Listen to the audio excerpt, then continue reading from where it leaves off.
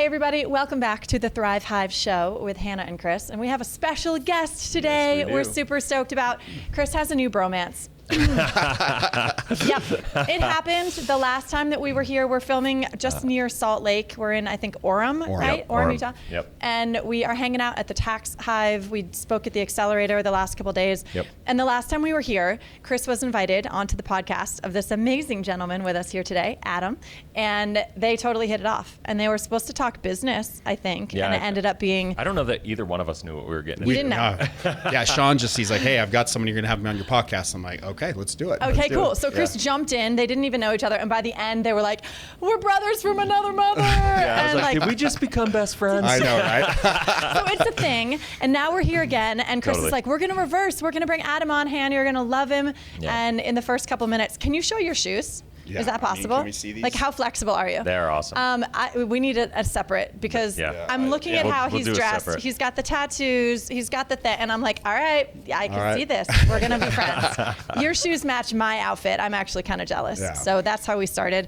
And so, yeah, we're stoked to be hanging out with you today. One of the reasons that I wanted to have you on the show, and I've like immediately when we got done our interview, I was like, I need to have you on our show because of your rawness, your openness, and your authenticity, right? Like I think that's where we connected Yeah, the most. 100%.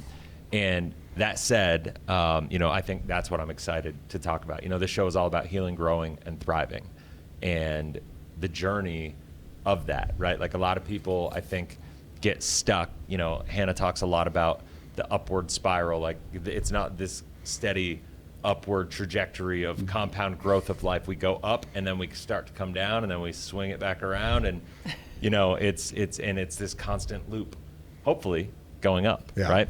And But when you're in it, You're in it.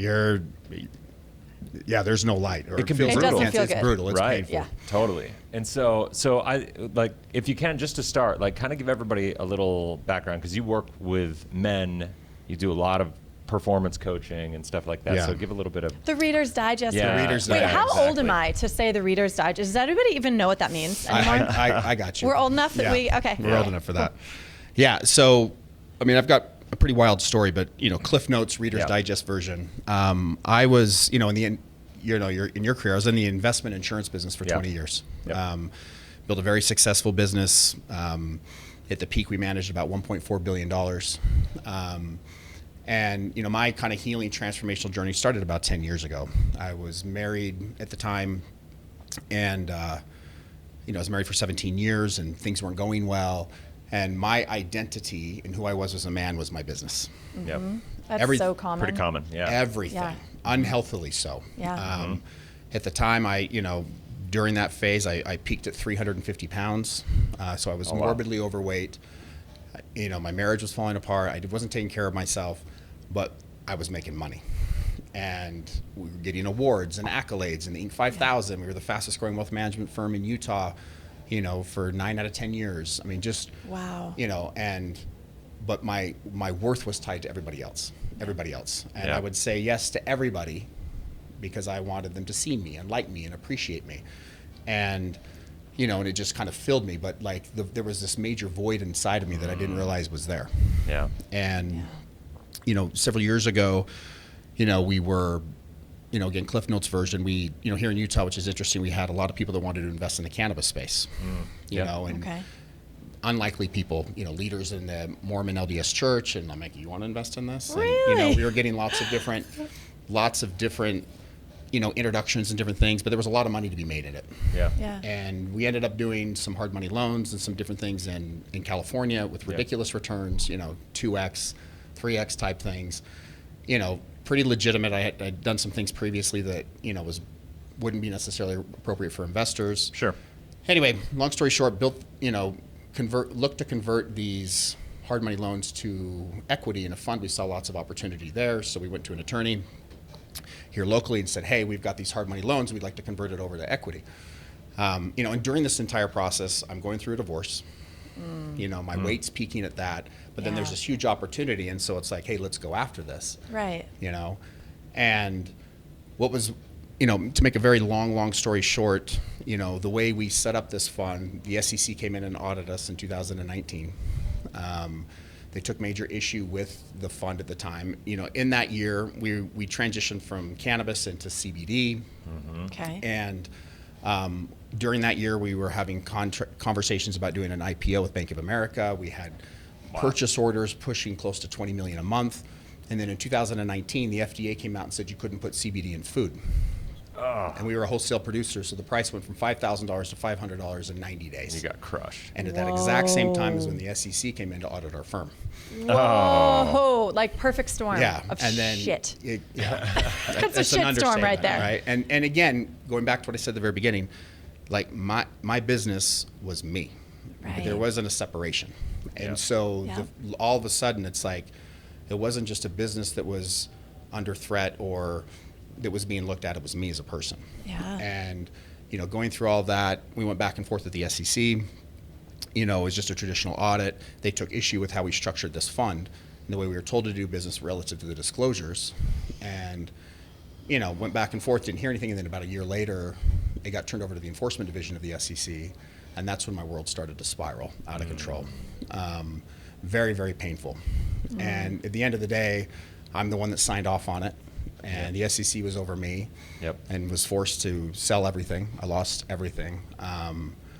Very suicidal at the time. And we could talk about all sorts of things. But it was through that pain that I got stripped naked about who I was as a man, who am I, my identity, my worth, people I love and care about, lost money in this. I mean, it was just very, very painful in going through that entire process. And so leading, you know, what's led me to working with men and doing things has really been sharing my experience and that, like, because I think men and women both do this, but we as men especially wear a mask.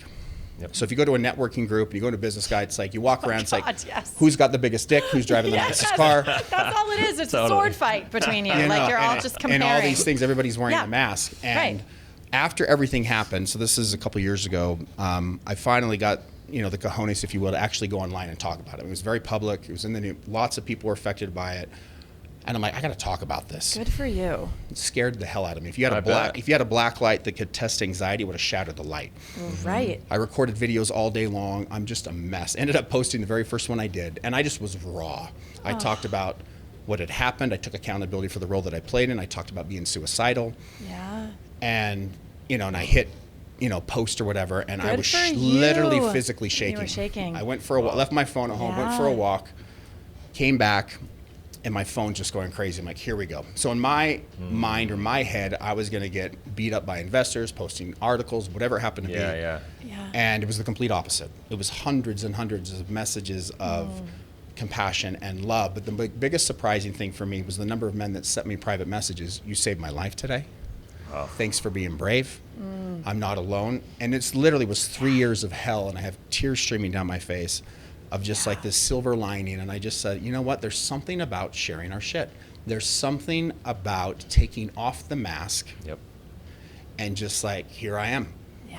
Here I am. I had a coach who was working through me, and I'm like, I wish I didn't care what other people think. I'm just like, I hate this. He goes, no, you don't. He goes, if you didn't care what anyone thought, you'd be a raging narcissist. He goes, the goal for you is to get to where, yes, you still might care what other people think, but not more than what you think about yourself. Right. Which is very insightful. I can say today, that's how I feel today. Yeah, that's great. Yeah. That's good insight.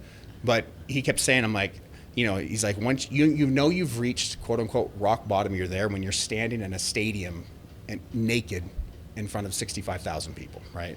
And along the process, I think I'm there. He's like, no, your pants are still on, your shirt's still on. And then literally when you finally get there and everything comes out, you know, and there's so much beauty that has come out of that, but it is a pain that is, you can't put into words. Right. Well, it's a death.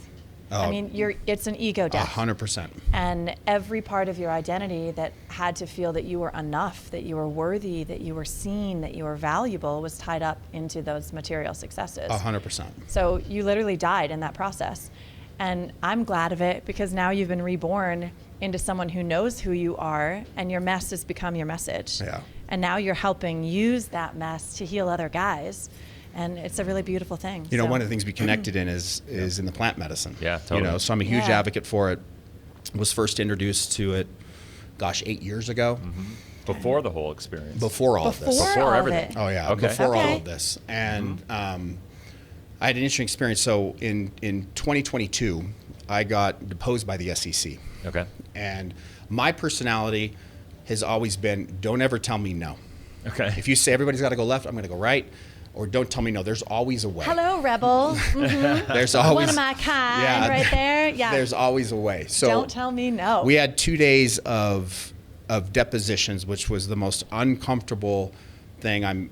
We're on this Zoom call, the attorneys, it's thousands of dollars an hour sitting in this room, and they're going through the offering documents of our fund line by line. And again, I signed off on this.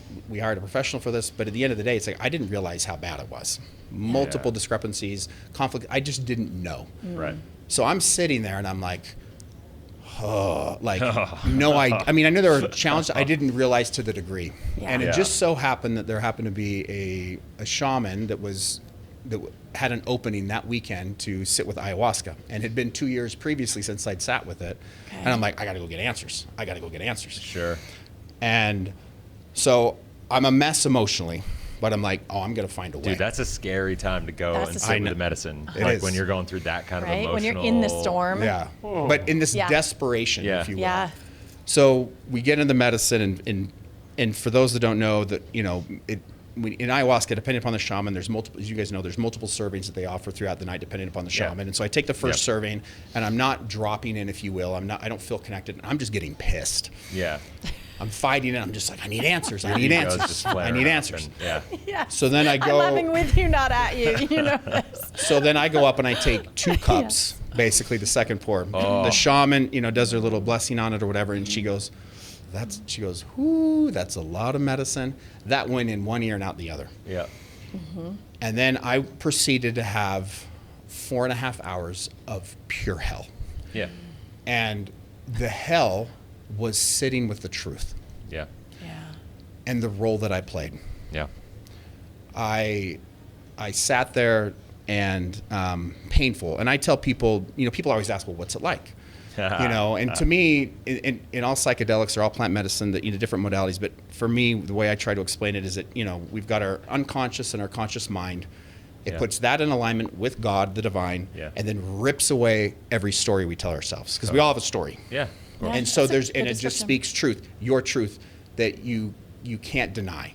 And the truth can hurt, And so sitting with the truth, and it pointed out all the areas where I was out of integrity, where I was out of alignment, where I wasn't being completely honest, and sitting with that, and it kept getting presented to me. And, it's like a 20 or a 30 act play throughout the entire experience. And as you know, Act 1 goes to Act 2, and then Act 2 goes to Act 18, and then Yeah. But I got my ass checked for the entire time. But at the end of every act, if you will, I heard very clearly, but your rebirth will be epic. Oh, and by the way, But your rebirth will be that's- epic.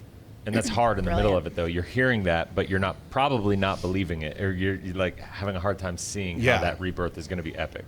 in that right? point, no. And you're just like, what does that even mean? I didn't know what that meant at the Right. time. And just so much pain, so much Yeah. like truth serum all at once. Yeah. And something that you cannot, I couldn't run from it. All of a sudden, Yeah. it's like I was presented with the truth, but again, I had stories and beliefs, and it's the ripple effect.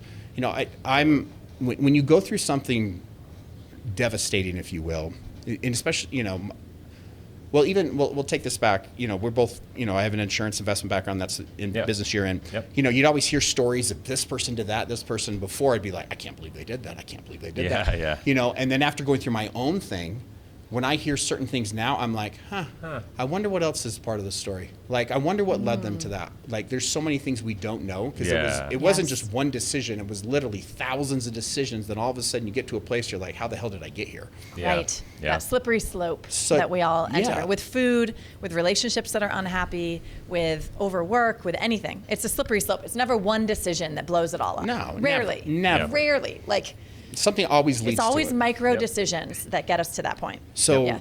in that process of that particular ceremony experience, it's all the stories, and it's just like, nope, this is the truth, this is the truth, this is the truth. And Wow. the pain of sitting in that Yeah. was excruciating.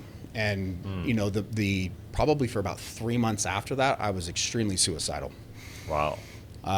You know, I saw my company burn to the ground. This is 9 months before it happened. You know, everything that I saw in that was, I mean, it came to And that was fruition. 2022. That was in 2022. So you went through a process of a couple of years of dealing with everything unwinding. So 2022, and then it became public and finalized in February of 23. Okay, so we're talking 2 years ago. Yeah. At this point in time. Yep. Like 2.5 years ago or whatever.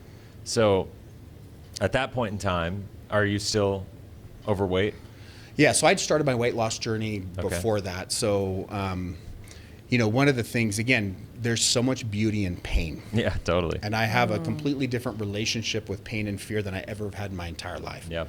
You know, with the program, and my tagline with Burn Up is actually freedom is in the fire. The fire. I love what that. we want, everything we want is on the other side of what we're avoiding. It's stepping into that.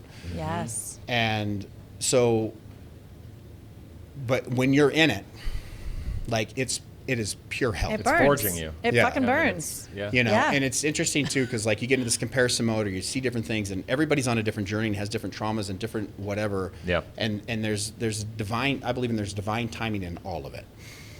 And when you get stripped away with everything, you sit there and you're like, who am I? Like literally after that. So when it came public, I remember sitting there and I'm like, who the hell am I? What am I going to go do? And Yeah. and of course, at my point, at that point in life, I just, everything was bad. I did. Everything was this, everything. It was just so painful. And I couldn't even see the good, the light. And I get it. you know, and, Yeah, she can relate. I She's can gone through relate. a lot of Yeah. this. and just like I can't believe that's who I was. And then of course Yeah. you lose yourself in the process. Did you go through the why am I even here? I mean, Oh, that's yeah. when we move into suicidal ideations, when we get to like, what's it even fucking matter? I don't matter to anyone. I do nothing but cause harm wherever I go. I blow up every relationship. I blow up every business I touch. I never win at anything. And it's really easy to go from the top down to the very, very bottom of the pile and lose that perspective on, I'm not always perfect, but I'm still a human worth being here. And this is part of the human experience. Well, it's an interesting You place know? to get into that, because you know you've heard of, you know, I used to think like, oh, I've had suicidal thoughts, or I've thought this. Sure. But I realized I hadn't until I got there. Mm-hmm. And then you literally, to me, it's disassociation from reality. Yeah. I convinced I had a ton of life insurance, so I convinced myself that my family's gonna be okay. The money, I literally had this entire thing painted out. And Yeah. minutes felt like hours, hours felt like days, days felt like months. Yeah. It was just excruciating. But what kept me going was the one line, but your rebirth will be epic. And I didn't know what that meant. Yeah. But it was so painful, but it was just that. And, and during that process, I didn't want to feel anything. So I'm numbing out of whatever I could find.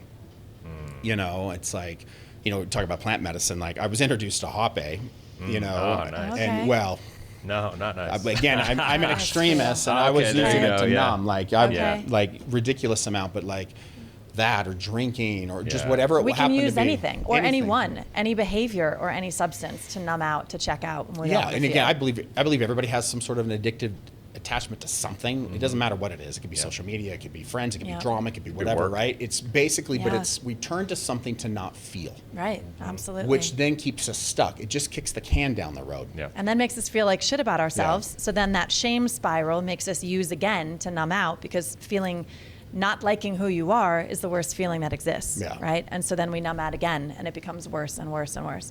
And a self-fulfilling prophecy. Yeah. So yeah, I feel No, that. so just in that, and the truth is that, that was a 3-year process of extreme pain. Yeah. But what was I doing? I was avoiding having conversations. I was avoiding this. I was avoiding facing the truth. The truth. Yeah. And looking back on it, and there's a lot of grace and there's a lot of compassion for that version of me that was in that space. Like, a lot of people might not have been able to get through what I get. I mean, the fact that I'm still like, I feel very grateful and very blessed for the experience. Yeah. But the truth is, like, this slow bleed, if you will, is basically what I was doing. Sometimes it just makes sense to rip the Band-Aid off, but a lot of times people can't do that. So had I just been able to sit there and just face everything without any sort of substance, with any sort of numbing, I just didn't have the capacity to do that. Right. Like, what would you have done differently if you went back into that space? And what do you advise to men who are in that, I just want to be out of my body? Like, I've convinced myself that my family not only would be okay without me, but would be better off without me. Oh, yeah. What do you tell people in that moment? Like, if someone is struggling and in pain and hurting right now, and those are the thoughts that are The lying biggest thing to is them, to not isolate. what do you do? Because you pull away. Like, I pulled away Yeah. from everybody. The Yeah. shame and the guilt that was associated. So, like, if you notice yourself, and again, you're not even aware, most of this is all unconsciously driven anyway. And, I mean, first of all, one, you're not alone. Yeah. That's the biggest thing that I've learned, that, like, you're not alone. Yeah. You know, when I shared the experience online, and I had a guy call me 2 days later, and I tried to buy his company 10 years before. I haven't talked to him in 10 years. Wow. He's like, hey, I saw your video. And I'm like, yeah? He goes, let me share my story. So he felt safe sharing his. He goes, only 3 people know this. Yeah. And he retired, lost his identity, had to commit himself because he nearly took his own life. Right. Wow. You know, and he's a guy I haven't talked to in 10 years, felt safe sharing something with me because I opened up an opportunity for him because he felt safe. That's the magic of it. But he said something I'll never forget. He goes, how cool is it at 45 you get a do-over? Who gets a do-over at 45? Right. Now, I had just lost millions of dollars, reputation, all the things at the time. Was I in that headspace at that time? Not even close. Right. I was in victim, poor Oh, me. pour me. Yeah, the self-pity, pour me another drink. Yeah, Right. exactly. I was in that space, but Yeah. But what I learned in that is it kind of led me to even to the work that I do today, and the way I look at life today is like everything is rooted in a story. Yeah. So here's a man looking at something from a different set of lenses that says, what an incredible opportunity, versus poor me. It's the same situation. Now, granted, I'm in it, but nevertheless, it's like you can look. We're the authors of our life, and I can choose. We're always choosing. We're always choosing. Everything's a choice. Yeah. I don't care what's going on. We are always choosing something. If something happens to us that we don't choose, we're then responsible for how we react to it. Right. You know, we're the common denominator in everything. Yep. Yeah. If after recording this, if I get hit by a car out there, well, I chose to walk outside. I didn't choose to get, hit, but nevertheless, I did. So what do I do with it? So I can Right. sit in the victim mode or whatever and poor me, or I'm like, shit, I believe everything happens for a reason. Like, there's something here to learn, something to do. What can I learn, and how can I, grow from this? Right. Yeah. And so to me, it's like, okay, I mean, one of the greatest gifts that I have is I can connect in people's shit. I've experienced the highs and lows in physical, in relational, emotional, spiritual, all of it, and Yeah. so I can connect in people's pain. And when people say, again, we talked about earlier, it's like, I would never do that. I'm like, you don't know until you've been there. Yeah. When I went through my divorce, everybody wants to give great advice. I mean, as a financial advisor, I would give advice to couples all the time, and I'm like, it was good. I mean, or came from a well-intended place. Yeah. Yeah. Sure. And then I went through my own, and I'm like, I don't know anything.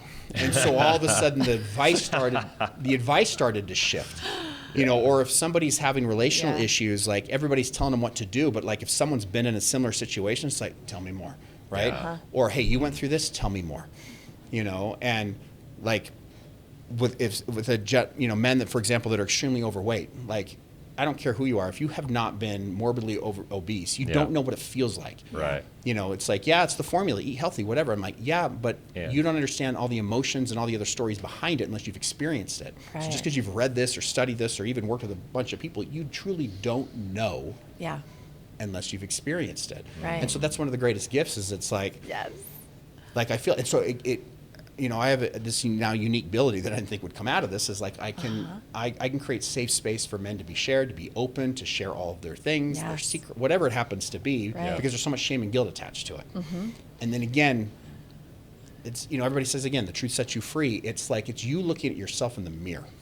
That is the hardest person we have ever faced, currently face, or will ever face is ourselves. Yeah. And when you can sit with it, and it hurts sometimes, but it is so freeing when you can accept it. It just is. and that's not who I am. That's something I did.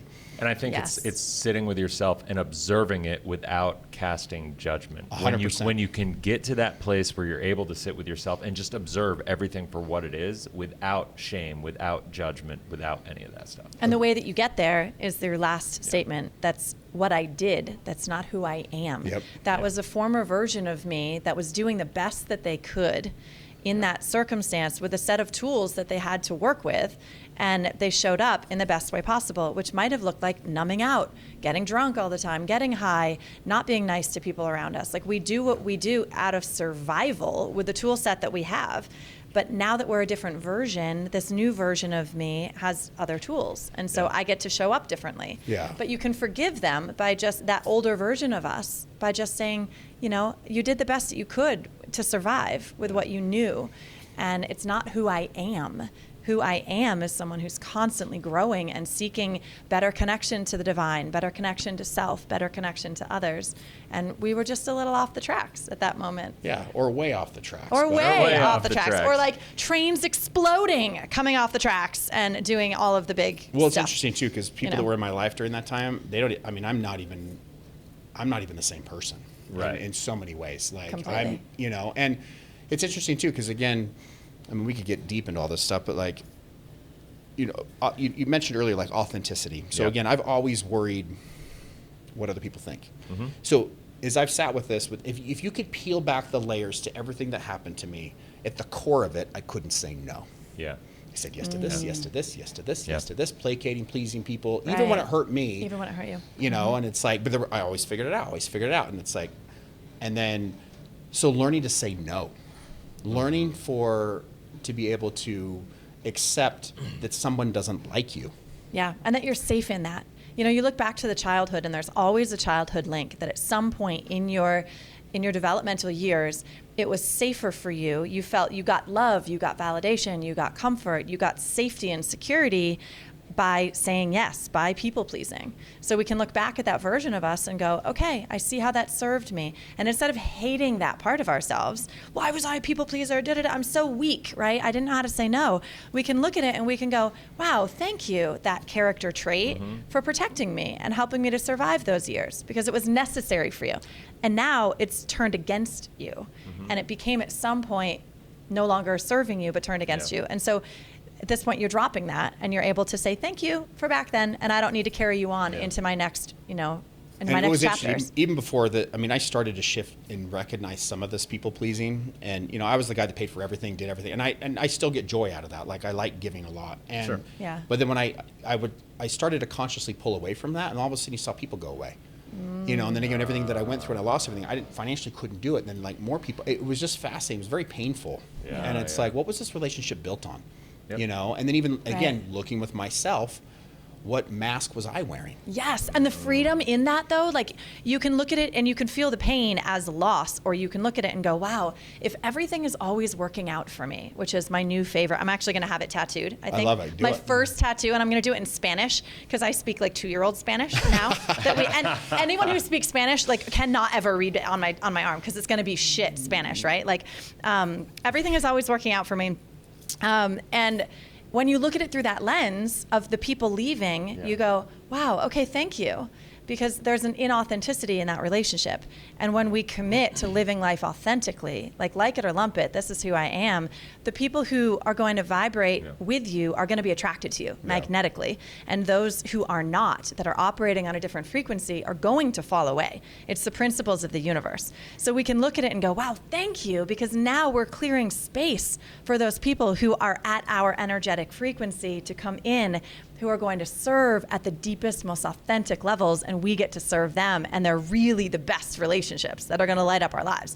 But you have to let the others fall away first. And even in that pain, once we've done it enough times, right, and we're like, oh, this feels like fire, but the fire is good because it's burning off the old. That's where the freedom is. Yeah, that's Yeah. where the freedom is. Yeah, and like, I love that. Again, just in one of the other things I love about plant medicine too is everything's so clear. Yeah. Like, almost without doubt, except for a couple really painful ones, I'll laugh my ass off because of how we overcomplicate everything. Yes. Right? Totally. It's so simple. The formula is so simple. So I had this whole thing Totally. around like people pleasing and all these things. And so I'm looking at certain people that I knew had issues with me, and as I'm sitting with it, and it's like, well, I don't even like them either. Right? So why do I even care? Yes. Why do I care that I'm having a whole thing around this? I'm laughing. I'm like, oh my gosh, and but it's scary to step into your authenticity, because again, we're hardwired to protect ourselves. We don't want rejection. We want to keep safe, and so like to be able to go against the grain, if you will, that in our DNA, we're rooted to protect ourselves, like our unconscious. So it's like you have to overwrite that program or rewrite the story to it, and it only comes with practice. The fire, like the fire is there to help us. Yeah. But the more and more you lean into it, it's like I'm calling in the people that I want to, And it's interesting too, because like on my, again, I was raised LDS Mormon, and my dad. Okay. We had a conversation, I don't know, 6 months ago, and he goes, I can't believe you said the F word on your podcast. I go, yeah, and? He goes, you're going to turn people. I'm like, I use that word. I actually like that word. I'm going to turn the wrong people off. You're right. I'm like, you're right. He goes, but you're going to turn all these people away. You're going to reject people. Aren't going to take you. They're going to think you're professional and all these different things. And I'm like, so I'm hearing all this, and the old me would have been, oh, you're right, Dad. I got to please my dad. I got to do all this stuff, right? The people pleaser. And I'm like, Dad, it's just who I am. And it's like, there's plenty of people that are that way. And it's like, at the end of the day, it's like, I'm just being me. Yeah. I'm just being me. I'm just being authentic. Right. And if I happen to swear sometimes, I'm going to swear. It's just part of who I am. Right. And the people that are going to be turned off by that are never going to be authentically in your circle. Eventually they may come in, you may be able to convince them to be in by putting on a mask on the front end, but eventually they're going to be either not a right fit, not a right energetic fit, or they'll fall away anyway. So why even try to get them in the first place? And there's a trust fall to that too, because again, everything you just said, I mean, there's thousands of posts on social that talk about authenticity and and so it's like it's one thing to say that, it's like, oh yeah, that makes sense, but then to actually lean out there and then get rejected, or someone's upset, or someone's turned off by you, or whatever happens to be, and then it's like, I don't know about this. So so let me ask you this: what, like at this point in time, I mean, your story is crazy, right? Like you've gone through the fire. Yep. And like, what is your driving purpose to be authentic at this point in time? Like, because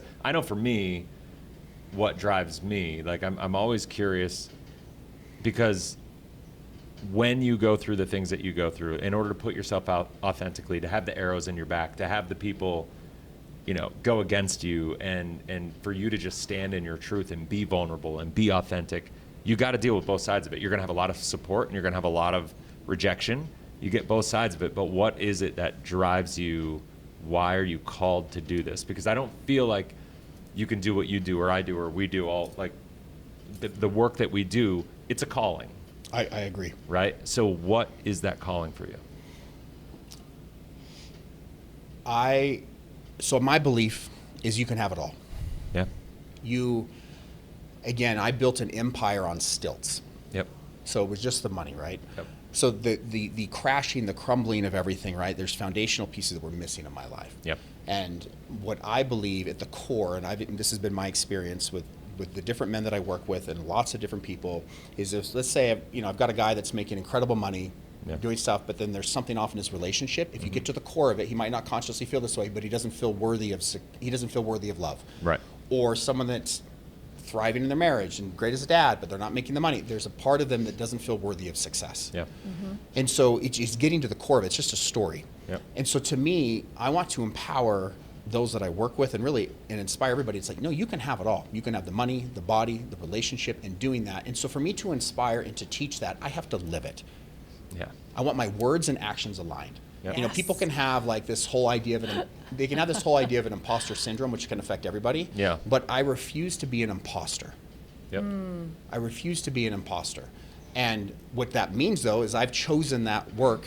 Like, integrity matters to me more than anything, because I've been, accountability and integrity are my two main core values. Okay. And so for me, like, that means if, again, I speak that, then the universe is going to present you with lots of things, right? No matter how big or small, to actually your words. Yeah, you're going to show up and do that. Yeah. Right. So to me, my mission, if you will, is to show people by the way I live, that no matter what has happened to you, no matter how old you are, no matter how devastating something happens to be, you can overcome it, you can recover, you can do anything you possibly beyond. And I want to break limits. Yeah. Like, I think we were talking about this before I got on. Like, I'm an extremist.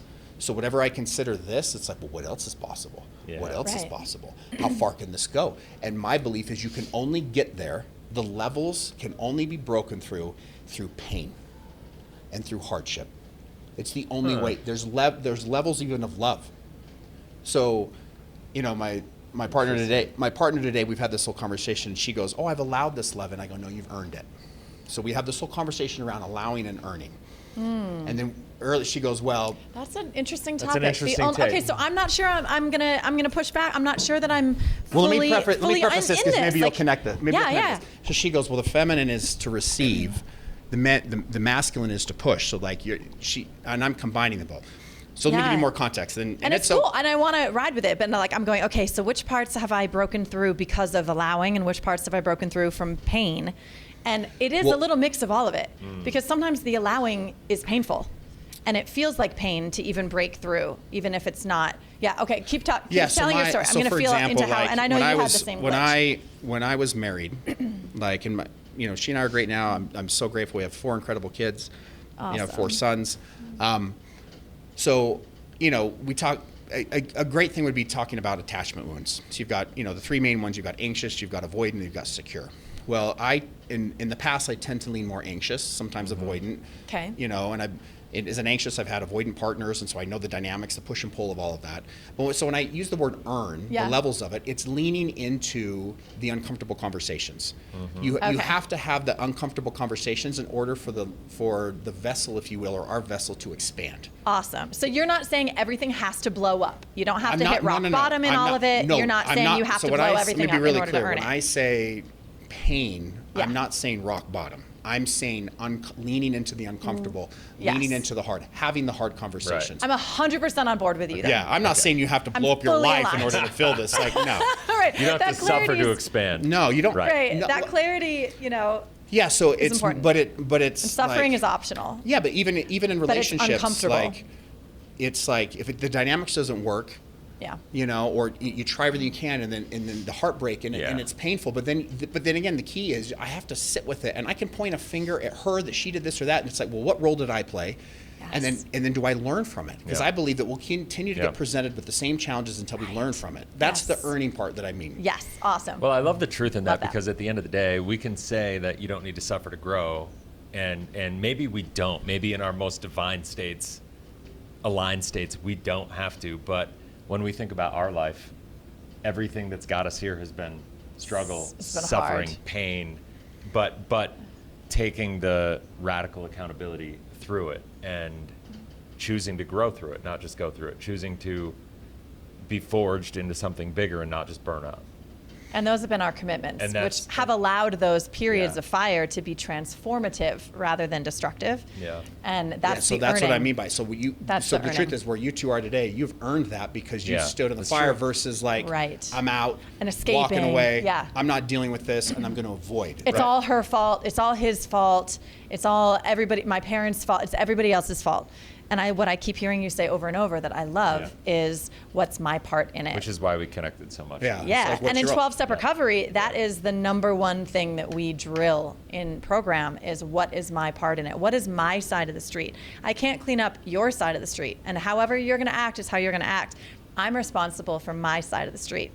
And if there's trash all over it, and if I'm tripping over my own self, it's because I'm not doing my own part and staying in my lane.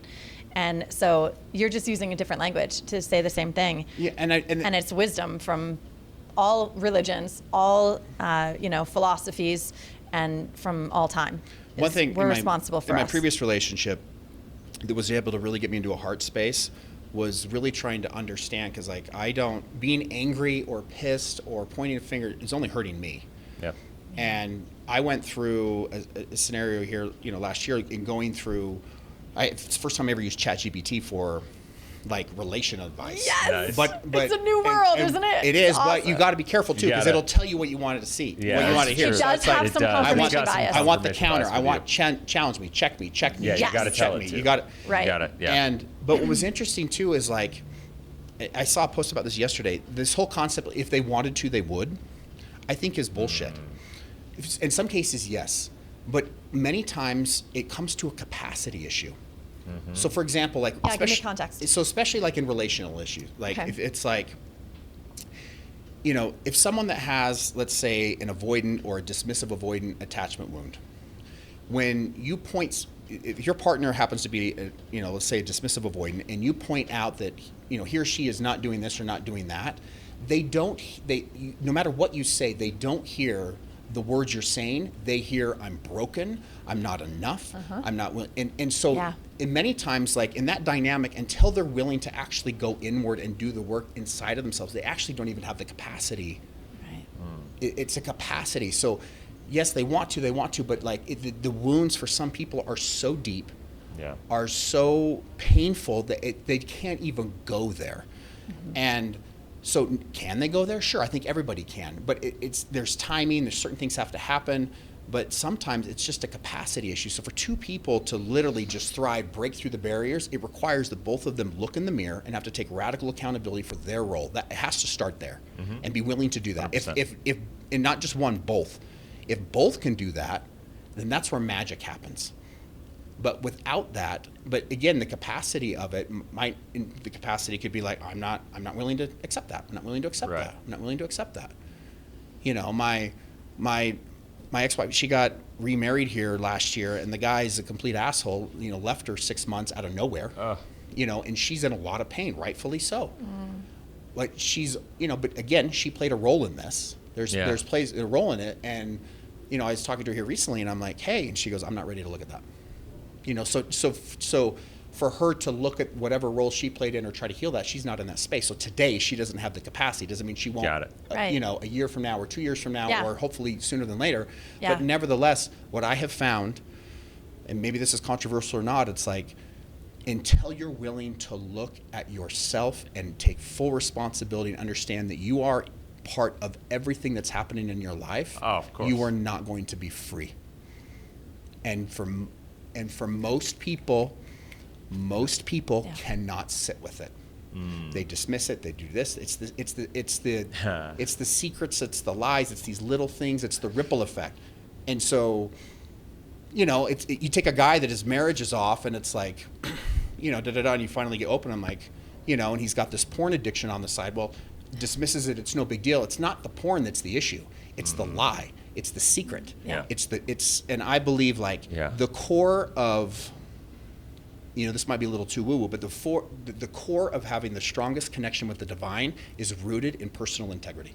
Totally. And the more integrous you are, and I played with this. Yeah. And the more integrous you are, and the more I honor my word, more importantly to myself and to others, the stronger the connection is. Yes. The more aligned I feel. Yes. And and you can play with this, even what we consume, there's so many different levels, and I've geeked out on this just in my own journeys, not only with plant medicine, but just how I meditate and how I connect with that. Yeah. And I feel more aligned today more than I ever have, but it's rooted in integrity. Oh, I love that. I got a visual while you were saying that. It's like a channel to the divine. I picture it being like a light, right? It's the spiral that comes into us.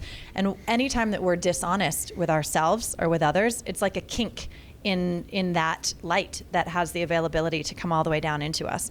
And when we're out of alignment and our insides, what we want to do, how we want to show up, is not in integrity with how we're showing up, there's a little kink in that light. And that divine light is what guides us into all of the magic that you were earlier referring to. Chris and I feel the same way, is that there is nothing out of bounds for us as long as we stay in that alignment and follow the wisdom that's given to us and just show up one step in front of the next and do the next right thing, the next indicated thing in front of us. Yeah. But when I get a little dodgy and all of a sudden there's something that I need to hide from somebody, or there's something that I'm showing up believing I want to be versus how I'm showing up, then that creates a kink in that hose, if you will, in that connection. And I just see it like as a strong visual right now as you're talking about the way I describe that is having cracks in your foundation. Yeah.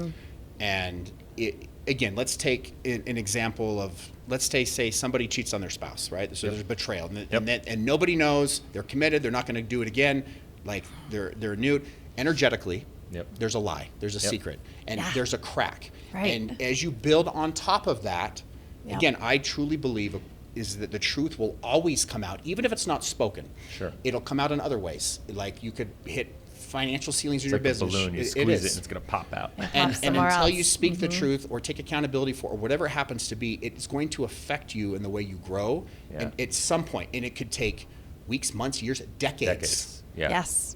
You And know. and in 12-step work, I mean, you're speaking to the same concept of that's the fourth step in 12-step work, is that we create an inventory of all the things that we have done wrong, all of the ways that we have hurt others, hurt ourselves, been out of alignment, out of integrity.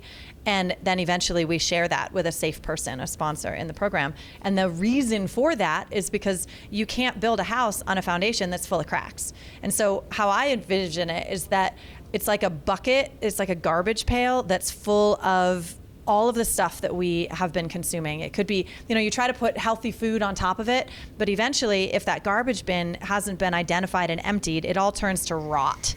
So then you try to eat a banana and it turns into rot in the garbage, which is our being, until we actually empty that trash. And all of it comes out. And in that situation, going back to your metaphor, then you can begin to seal. That's how we seal the cracks in the foundation to make it strong enough to finally build on, so that it's not going to sneak up on us and overnight tip the house. And it's so important that we do that. But most people can't do that on their own, which is why tribe, community, hanging out with people who know how to hold a container and who know how to receive that is so important. Like, note to listener, don't go tell your mother or your father or your best buddy who is still in his or her own mess, all of these things. That's not who you reveal this stuff to.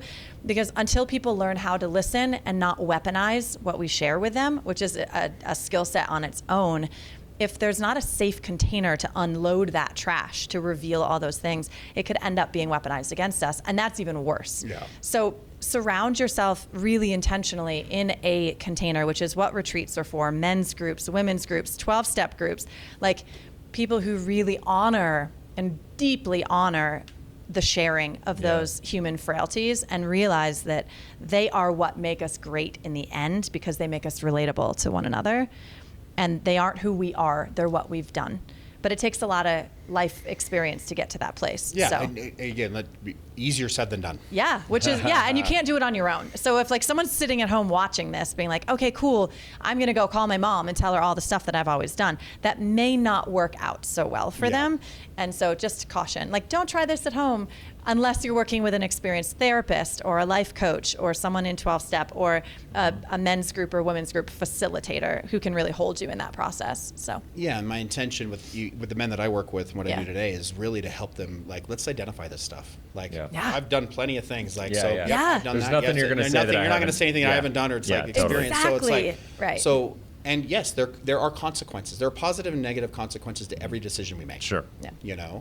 But and again, this might be a little controversial, but my belief is that if you take two people that are living parallel lives, let's assume everything's the same, and let's say it's two men, and this man does something, he gets out of alignment, cheats, steals, does whatever, he veers off the path, and finally gets to a point where he decides to speak the truth and take accountability, and accepting the consequences of whatever happens there. In my eyes, in the eyes of the divine, this guy just jumped this guy.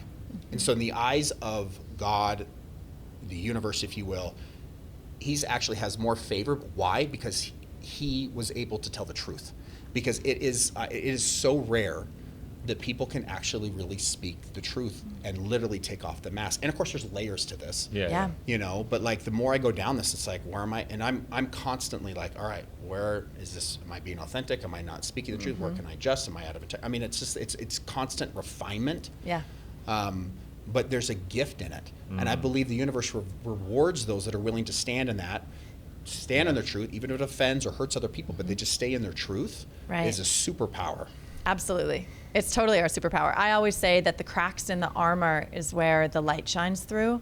And that's what allows us to finally connect with one another. Yeah. Because my story was one of perfectionism, was one of wear 15 masks and never let anyone actually see what was underneath. And as long as I put a smile on and I showed up and I could entertain the party, everything was great.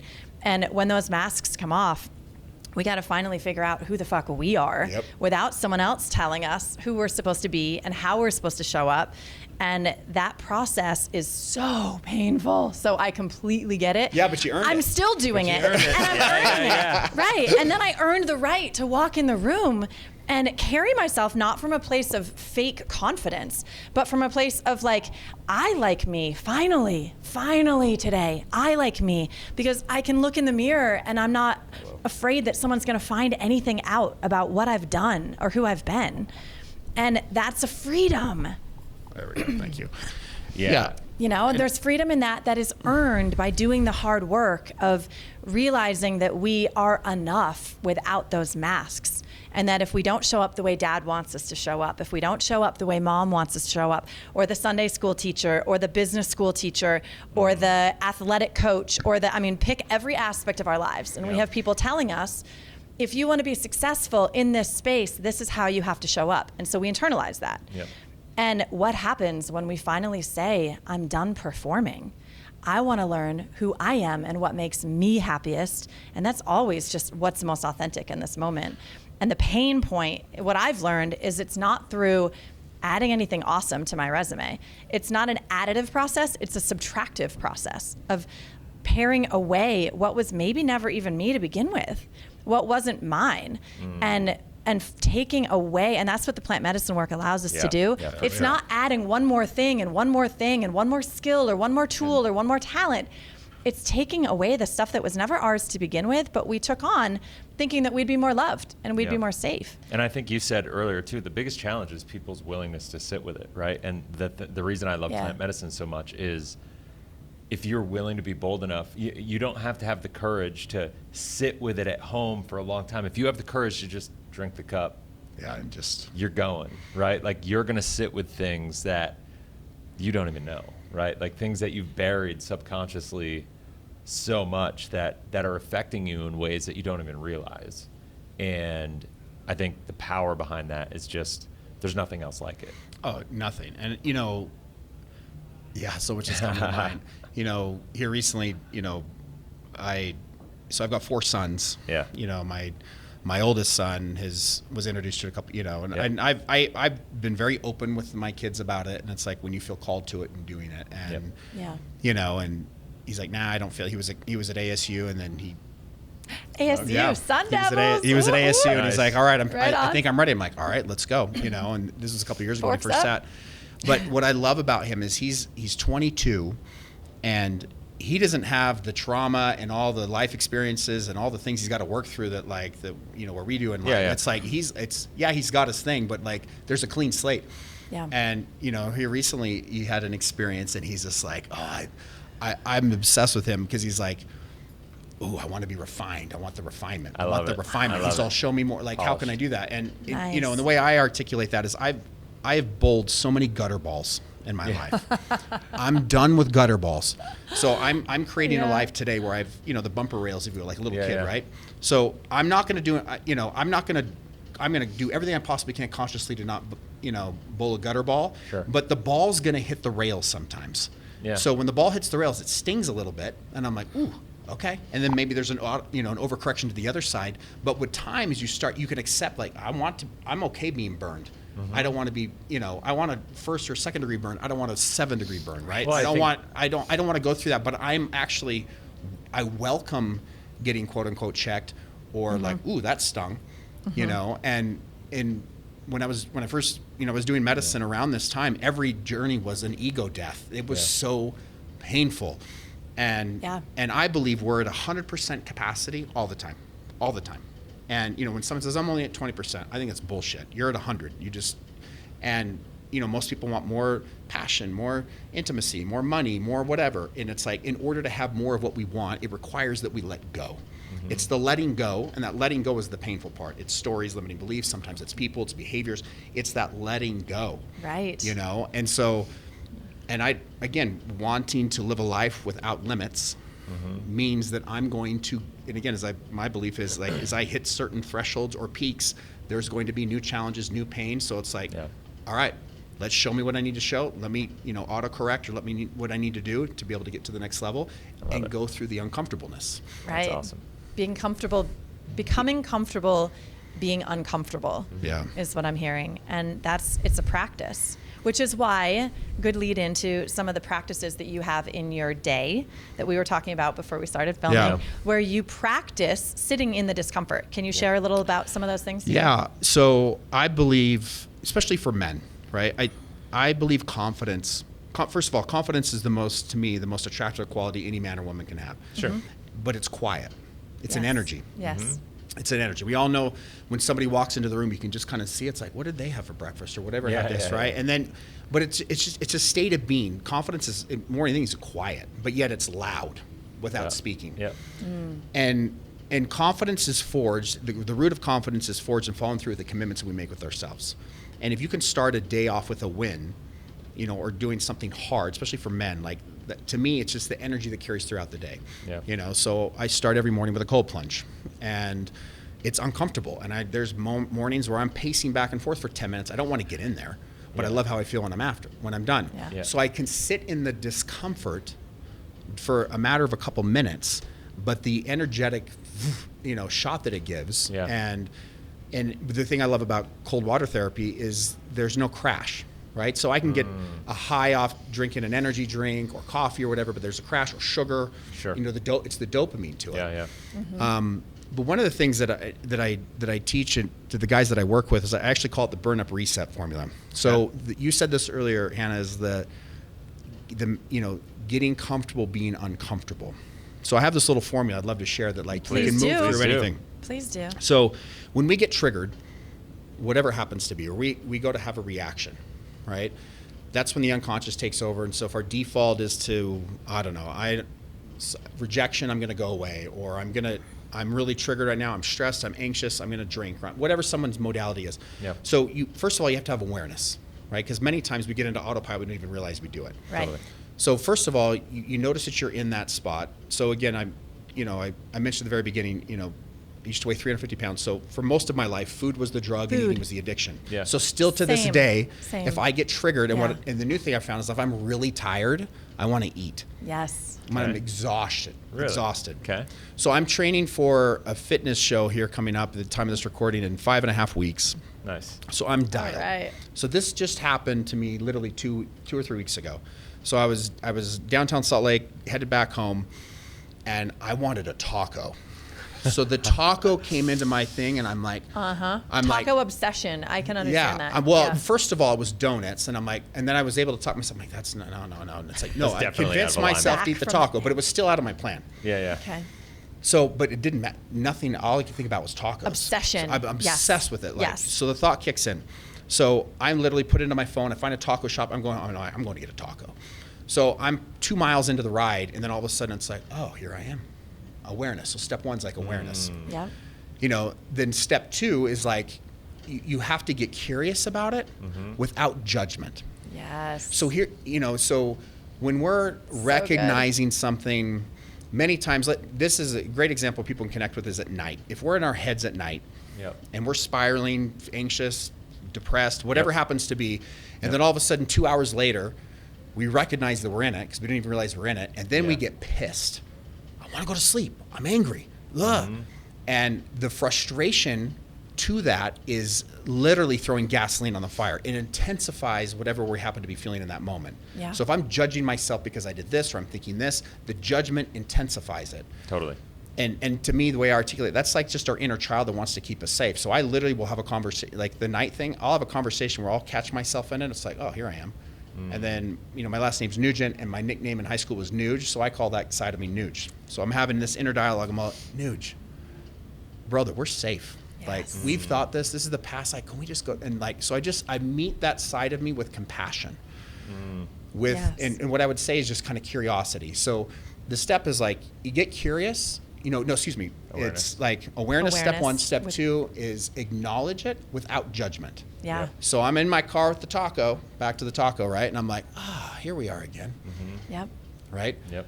So I'm sitting in there. It's like, of course I'm here again. This has been my whole life. You're going to fall back into old patterns, but I'm not judging it. I'm just acknowledging it. Yeah. And then I get curious. Like, what is this? So the curiosity is kind of the third step.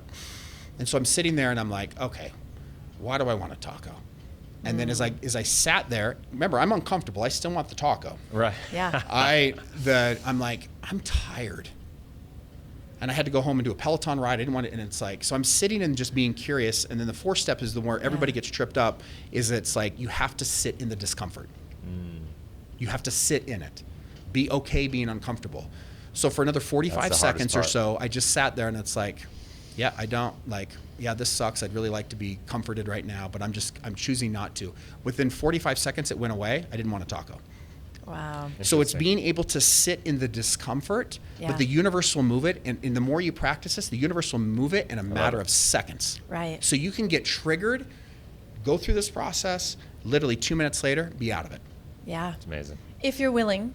And trust me, I say this to anyone listening, like, I'm going to try this. Like, trust me, it doesn't work the first time. This concept was introduced to me originally. I'm like, this is bullshit. This doesn't work. And then I kept hitting a roadblock with something, and I'm like, I finally tried it, and I'm like, that works. Well, and then of course I'm like, well, it's not going to work all the time. Right, but that's how it does work. Obviously, I mean, how many people have had the obsession to drink and to drug and to sex and to eat and to porn removed from them? It's because of that process. And the minute that we surrender to it, instead of white knuckling and fighting, but I have to be comforted in this moment, and when you let it go and you realize I'm going to be okay, like, it does work when you practice it over and over and over and over again. So I've got this new relationship with being uncomfortable. Yeah. And it sucks, but it's like, yes. It's like, I love that. But then it's like, glamorous. it sucks, but then it's like, I know what's coming on the other side of it. So I'm rewriting the But story. the freedom It is. It's delicious. Yeah. The freedom tastes better than that fucking taco ever would, or that 100%. donut, or that click, or that, whatever the thing is that we do to numb out or to get high, to not feel uncomfortable in that moment. And in that moment, you're eating the freedom instead, and it's so much yummier. I love that.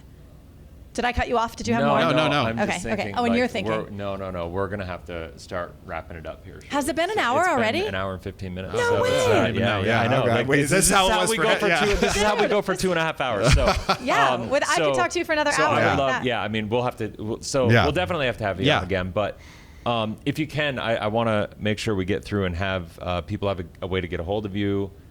Share a little bit about what your podcast is too, and we'll have people, follow the link. We'll put the link to your podcast, put the link to your Instagram, all the different things. So my company's called Burn Up. Yeah. And this, if you look at the logo, it's a man in flames. Yeah. Like he's coming out of flames, like a phoenix rising. Phoenix. Yeah. Nice. And the whole concept of Burn Up, and is all the things, the pain, the travesty, is it in the long run, is it really bad, or is it actually just the new beginning? I posted a thing yesterday. I think Esther Perel was the one that was quoting it, but it was like, the end is really just the beginning. Yeah.